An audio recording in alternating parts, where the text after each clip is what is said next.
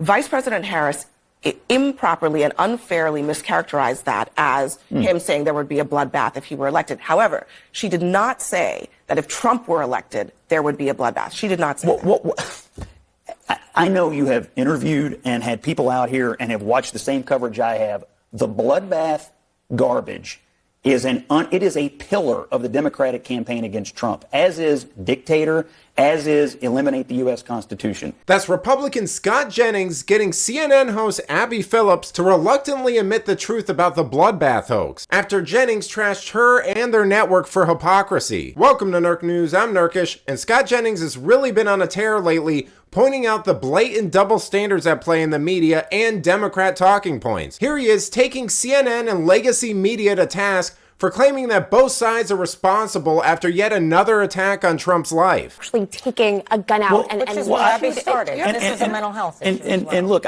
just to address your point about Harris, I just don't agree. I mean, the underpinning of her campaign, I mean, she repeats it herself. Trump will be a dictator on day one. I mean, this country fights dictators. That's what our history is. We fight dictators. Didn't he say that? He'll be a dictator. Those were his words. There'll be a bloodbath.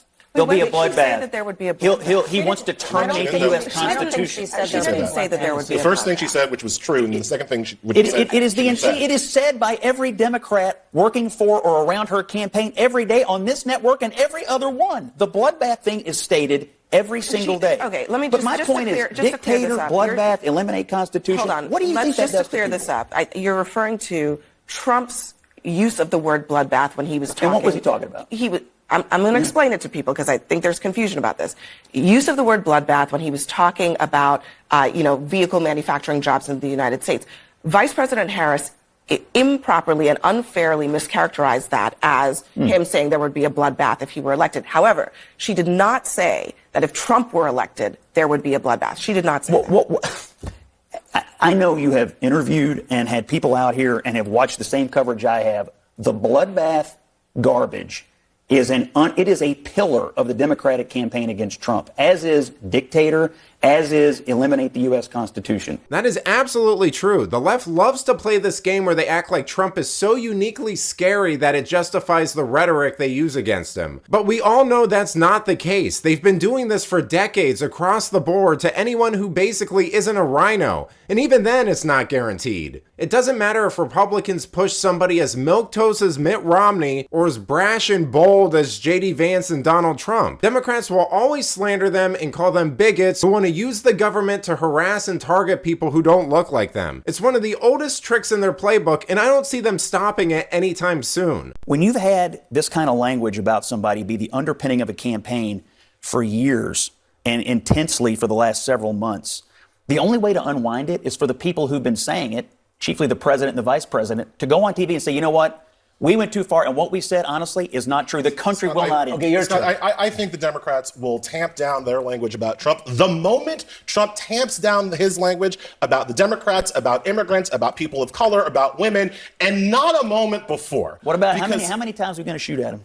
Is your argument literally Wait a minute, but that you are not under threat unless somebody directly takes a shot at you? Is that actually what you're saying? Do you have access to Secret Service files about how many threats Harris and Biden have received over the past year? How many threats Barack Obama, the first black president, received for 8 years while he was in the White House? Do you have those Secret Service files, or are you just out here talking because somebody was caught in the bushes on Saturday? Somebody. If you want something done, if you want to get away from this violence and hatred, the clearest thing to do is to take away the weapons that these people are using to cause the violence and hatred. Rhetoric does not kill people. Guns do. So you're okay. Boy, was that a lot of nonsense. You know, here's an interesting fact about that gigantic makeupless clown sitting next to Jennings. He couldn't cut it in the legal profession, so he decided to quit and, quote, pursue a career as an online provocateur, which basically means that he purposely says idiotic, inflammatory things to be contrarian and seek attention. And it appears that outlets like CNN are more than happy to pay him to do so, which means we get to listen to him blather about things like blaming the Second Amendment for the violence against Trump. But let me know what you think. Does CNN honestly expect us to believe that the debate was fair, even though Phillips admitted that Harris lied and wasn't called out on it?